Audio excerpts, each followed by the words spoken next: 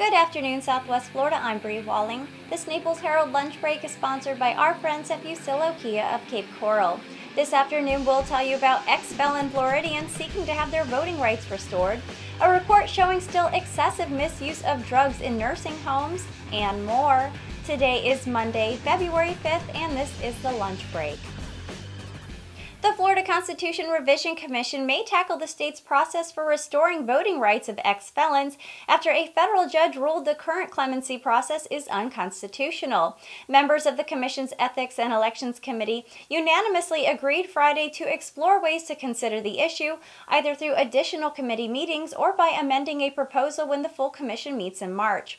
On Thursday, U.S. District Judge Mark Walker found the current process to be arbitrary and unconstitutional. As of October 1st, the state had a backlog of over 10,000 cases in which ex-felons are seeking to have their civil rights restored, including the right to vote. The federal judge noted that 154,000 Floridians had their rights restored under former Governor Charlie Crist, who set up a process in which cases could be reviewed by the State Parole Commission. But Governor Scott changed that policy after he took office in 2011, leaving the rights restoration decisions up to him and the 3 members of the state cabinet, although the governor has the sole power to reject any application. Since that time, only 3,000 applications have been granted, and the process has resulted in nearly 1.7 million Floridians being denied the right to vote.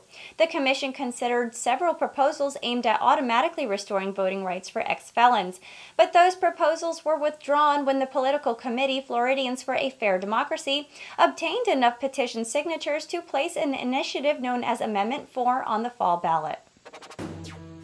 A new report shows U.S. nursing homes have significantly reduced the use of powerful antipsychotic drugs among their elderly residents, responding to pressure from many directions.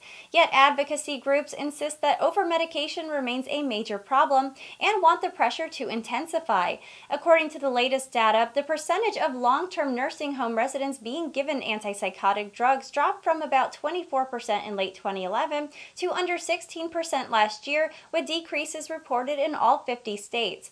But advocacy groups say even the lower rate of use is excessive, given federal warnings that elderly people with dementia face a higher risk of death when treated with such drugs. 10 years ago, roughly 270,000 nursing home residents suffering from dementia were receiving antipsychotic drugs, likely for their sedative nature, even though such medications are not approved to treat that condition. The powerful class of drugs is intended instead to treat serious mental illnesses such as schizophrenia and bipolar disorder.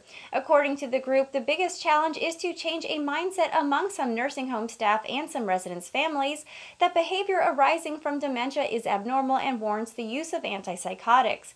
The newest report urges federal and state authorities to take tougher measures against improper use of the drugs. The families of 6 Americans kidnapped and killed in Colombia during the 1990s by the terrorist organization known as FARC are seeking potentially tens of millions of dollars in damages from banana giant Chiquita because of payments the company made to the group. Trial is scheduled to begin in West Palm Beach in lawsuits that accuse Chiquita of violating the Anti-Terrorism Act. Chiquita has admitted paying FARC about $220,000, including one $10,000 payment to the guerrillas, which was hidden in a spare tire on the back of a Jeep. But Chiquita insists it did so only to protect its employees and interests from violence. The families claim Chiquita's financial support of FARC as a known terrorist group means it should be held responsible for the Americans' death and pay damages.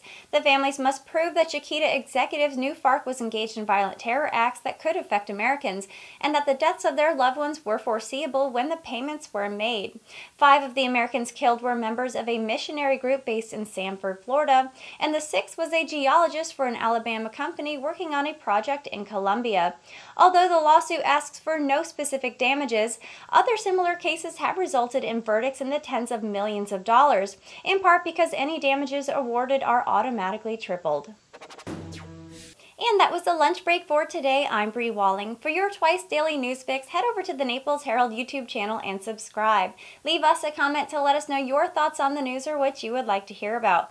The lunch break airs Monday through Friday at 12 p.m. right here at naplesherald.com. And don't forget to check out our morning report that also airs Monday through Friday at 9 a.m.